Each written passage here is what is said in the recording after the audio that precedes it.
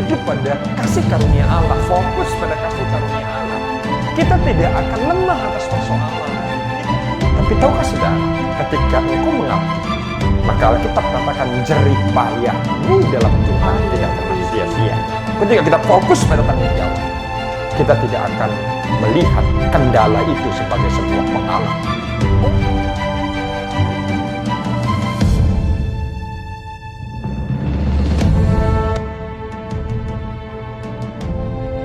Dua Korintus pasal 12 ayat 9 sampai ayatnya yang ke-10. Tetapi jawab Tuhan kepadaku, cukuplah kasih karuniaku bagimu, sebab justru dalam kelemahanlah kuasaku menjadi sempurna. Sebab itu terlebih suka aku bermegah atas kelemahanku, supaya kuasa Kristus turun menaungi aku. Karena itu aku senang dan rela dalam kelemahan, di dalam siksaan, di dalam kesukaran, di dalam penganiayaan dan kesesakan oleh karena Kristus. Sebab jika aku lemah, maka aku kuat. Nah, saudara-saudara yang Tuhan kasihi, bisa kita lihat pada ayat yang ke-9, jelas dikatakan pada ayat yang ke-9, saudara-saudara, kelemahan tidak seharusnya menjadi penghalang buat kita. Dalam hidup ini, banyak manusia, banyak di antara kita yang menjadikan kelemahan itu sebagai sebuah penghalang. Kelemahan sebagai sebuah alasan.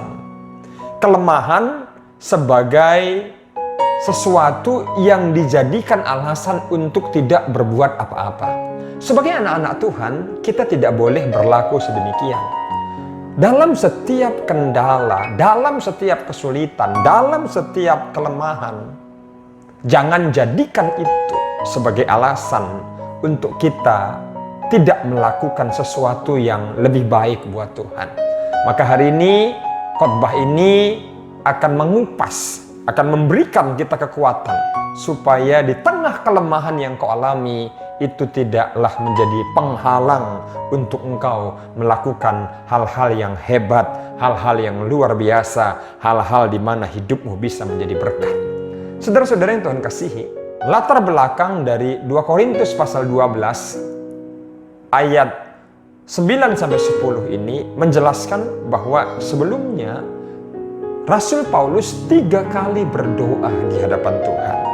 3 kali dia berdoa supaya sesuatu yang merupakan kelemahan dalam sudut pandang Paulus itu diangkat oleh Tuhan. Tapi justru Tuhan berkata, Paulus, cukup kasih karuniaku padamu. Untuk kita dapat memahami apa yang dialami oleh Paulus, nanti saudara bisa baca lebih jauh, ayat 1 sampai ayat ke-9, dijelaskan di sana, Paulus bahkan menguraikan, menggambarkan sesuatu yang dia mohonkan kepada Tuhan, sesuatu yang menjadi masalah dalam dirinya, sesuatu yang dia ingin supaya Tuhan tolong dari hidupnya, itu sebagai ungkapan duri dalam daging. Coba saudara bisa bayangkan, duri dalam daging. Pernahkah di antara saudara yang mungkin di masa kecil atau masa remaja saudara, bahkan mungkin saat usia seperti sekarang ini, ketika kita makan, lalu mungkin karena kurang hati-hati, kurang waspada, sehingga duri ikan yang kita makan itu menusuk jari kita, atau duri itu menusuk gusi, menusuk geraham saudara ketika saudara lagi makan. Saya pernah ketika masih sekitar SMP, sekolah pada waktu itu, karena mungkin makannya terlalu bersemangat, sehingga duri ikan yang cukup tajam, kalau kami di kampung dulu menyebutnya ikan baung. Papa saya mancing di sungai, dibawa pulang, ya 4 ikan baung. Lumayan besar saudara, digoreng itu enak banget gitu. Tapi kan baung itu durinya lumayan tajam. Jadi waktu kita Pak Gembala makan, mungkin terlalu semangat, ada duri yang menusuk tangan, masuk ke dalam, masuk. Kecil sih durinya masuk ke dalam. Tapi berdenyut, malah dia seperti kayak biru dan hitam begitu. Nah, duri dalam daging kita bisa pahami sebagai sesuatu yang memang tidak mematikan, tidak membahayakan, tapi mengganggu. Cukup menyakitkan, memang tidak sampai bisa membawa pada kematian, tapi mengganggu. Dan itu yang dialami Paulus dalam pelayanan. Maka 3 kali dia berdoa, dia punya kesulitan. Kesulitan itu mengganggu dia. Kesulitan itu membuat hidupnya nggak nyaman gitu. Duri dalam daging itu bicara tentang ketidaknyamanan. Duri dalam daging itu berbicara kesakitan yang dirasakan dalam hidupnya, saudara-saudara. Tapi apa kata firman Tuhan? Cukuplah kasih karuniaku bagimu. Maka karena itu, hari ini saya ingin menyampaikan kepada kita, bagaimana caranya agar kelemahan itu tidak menjadi penghalang. Sehingga di tengah hambatan yang saudara alami, di tengah kendala yang saudara alami, engkau tetap bisa menjadikan kelemahan itu sebagai batu loncatan, titik berpijak. Engkau mengalami hal-hal yang besar, bukan justru menjadi penghalang. Hari ini saya akan membagikan 3 rahasia firman Allah, sehingga hambatan tidak lagi menjadi penghalang.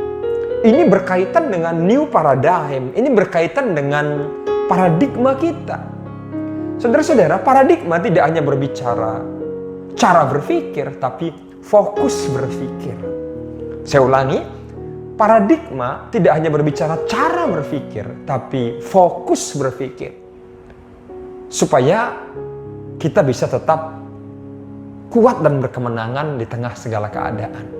Dalam hal apakah kita harus fokus? Dalam hal apakah kita harus fokus supaya kelemahan itu tidak menjadi penghalang? Kita bisa melihat dari ayat 9 dari 2 Korintus pasal 12 tadi. Ada kata kasih karunia. Cukuplah kasih karuniaku bagimu. Maka yang pertama, kita harus fokus pada kasih karunia Allah. Hidup ini kalau fokus pada kasih karunia Allah, tidak akan membuat hidup kita lemah. Kita ini kalau hidup pada kasih karunia Allah, fokus pada kasih karunia Allah, kita tidak akan lemah atas persoalan. Kita tidak akan jadikan kelemahan sebagai sebuah alasan. Kenapa saudara-saudara? Karena kalau kita fokus pada kasih karunia Allah, maka hati kita akan limpah dengan bersyukur. Hati kita akan melimpah dalam ucapan syukur kepada Tuhan. Bagaimana cara kita memandangnya? Sebagai contoh misalnya, kalau ada seorang ibu yang membesarkan anaknya sebagai single parents. Kalau ada seorang ibu yang membesarkan anaknya seorang diri, suaminya misalnya telah dipanggil Tuhan pada saat anaknya masih kecil. Atau suaminya pergi meninggalkan mereka dan tidak peduli dengan mereka, lalu menikah dengan wanita lain dan meninggalkan ibu yang adalah istrinya ini, padahal anak mereka satu-satunya masih kecil, atau mungkin anaknya lebih dari satu. Nah, ketika ibu ini fokus pada persoalan, fokus pada masalah, maka dia akan memandang situasi itu sebagai sebuah kesulitan, sebuah kesedihan yang tak berkesudahan. Dia akan selalu berpikir dan dia akan berkata kepada anaknya, "Anakku, lihatlah, Tuhan pun tidak sayang sama kita. Kau masih kecil, papamu sudah dipanggil Tuhan. Lihatlah mama kesulitan untuk membiayai hidupmu." Itu kalau kasusnya ayahnya meninggal dunia. Atau kalau kasusnya suaminya atau ayah dari anak ini pergi meninggalkan mereka dan tidak peduli keluarga ini, maka ibu itu bisa berkata, "Kau lihatlah anakku, ayahmu nggak peduli lagi samamu. Kau lihat anakmu, nggak ada yang peduli sama kita. Padahal keluarga bapakmu itu kaya-kaya, tapi dia nggak peduli samamu, nggak peduli samamu." Itu yang akan keluar dari mulut dan bibir kita. Tapi andai ibu ini fokus kepada kasih karunia, maka dia akan berkata begini, "Tuhan, Walaupun aku seorang diri membesarkan anakku ini, aku telah ditinggal suamiku ketika anakku ini masih kecil. Tapi sampai hari ini Engkau memelihara kami, Tuhan. Dia akan berkata kepada anaknya, anakku, walaupun ibu seorang diri membesarkanmu, walaupun kita tidak punya apa-apa, nak, tapi kalau kita sampai hari ini masih hidup, semua karena pertolongan Tuhan, anakku. Semua karena anugerah Tuhan, anakku. Coba saudara lihat, kasusnya sama, masalahnya sama, tapi orang yang fokusnya pada kasih karunia, itu beda. Orang yang fokusnya pada kasih karunia ada rasa syukur dan memandang segala sesuatu dengan sudut pandang yang positif. Tahukah saudara, kalau kita tidak melihat sesuatu sebagai sebuah kasih karunia, tahukah engkau apa yang terjadi? Mari coba kita lihat firman Tuhan di dalam Ibrani pasal 12 ayat 15. Ya, buka Alkitab saudara. Ibrani pasal 12 ayat 15. Kita baca sama-sama ya ayat ini ya. Pada hitungan yang ketiga. Oke. 1, 2, 3. Jagalah supaya jangan ada seorang pun menjauhkan diri dari kasih karunia Allah, agar jangan tumbuh akar yang pahit, yang menimbulkan kerusuhan, dan yang mencemarkan banyak orang. Saudara tahu nggak?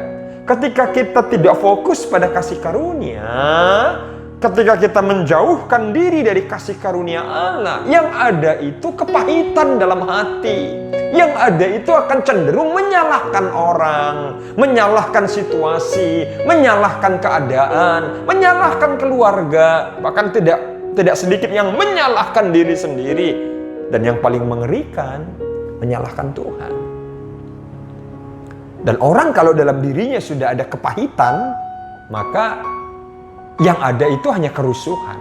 Sebab orang yang hatinya pahit, maka akan memandang segala sesuatu sebagai sesuatu yang negatif. Karena itu, tidak ada pilihan yang lain. Kalau engkau ingin menjadikan kelemahan bukan penghalang, mulai hari ini, fokuslah pada kasih karunia Allah yang kau rasakan.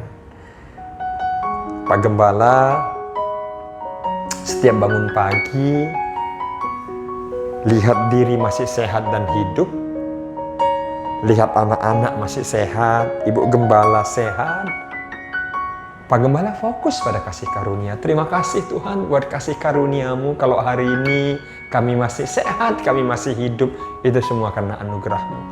Itu akan membuat hidup kita kuat, saudara-saudara sekalian.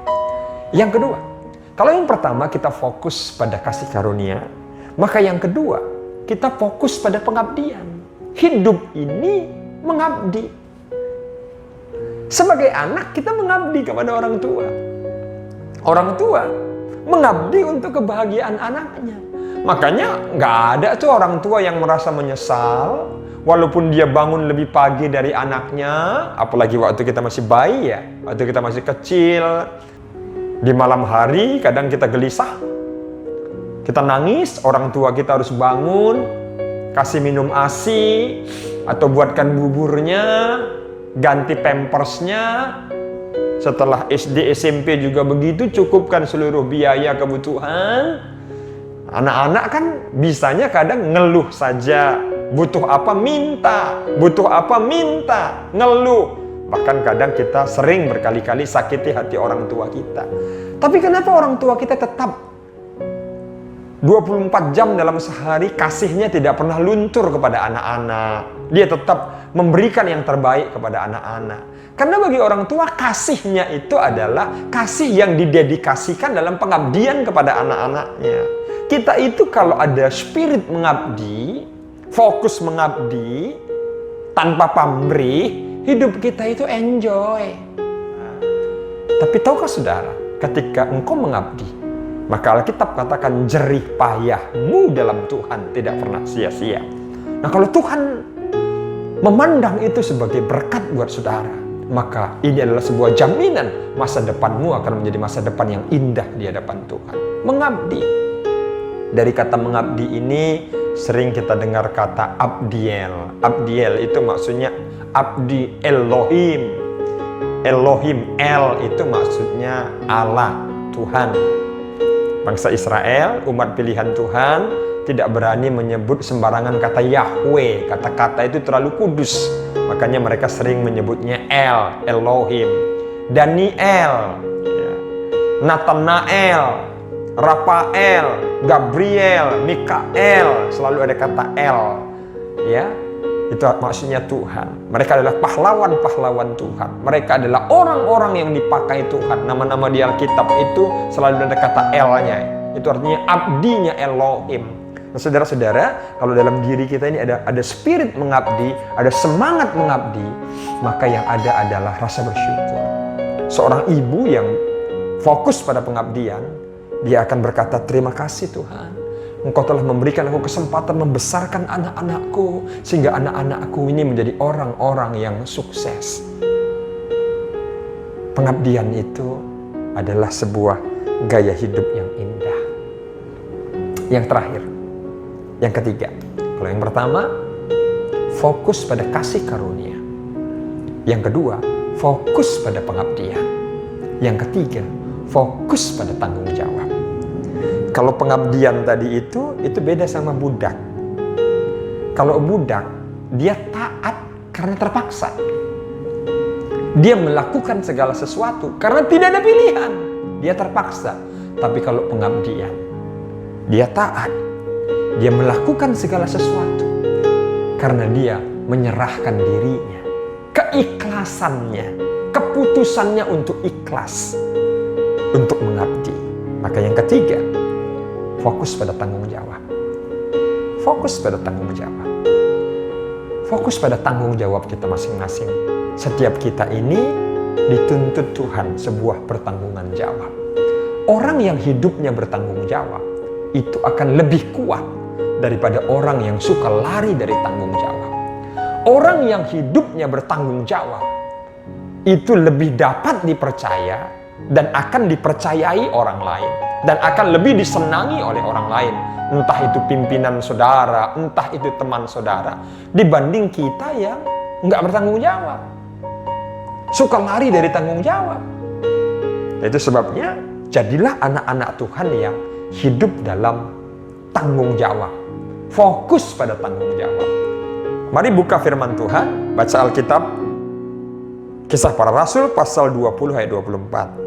Tetapi aku tidak menghiraukan nyawaku sedikit pun, asal saja aku dapat mencapai garis akhir dan menyelesaikan pelayanan yang ditugaskan oleh Tuhan Yesus kepadaku untuk memberi kesaksian tentang Injil kasih karunia Allah.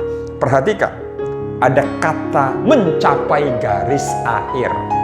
Mencapai garis akhir itu bicara tuntas di dalam menyelesaikan sebuah tanggung jawab. Kata tanggung jawab bicara generasi penuntas.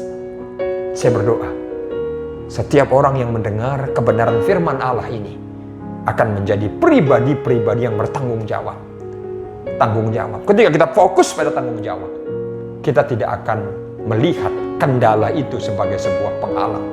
Orang yang fokus pada tanggung jawab, dia akan selalu menemukan dan mencari jalan keluar, solusi atas segala persoalan, hambatan, kelemahan, rintangan, dan tantangan yang ada. Tuhan memberkati.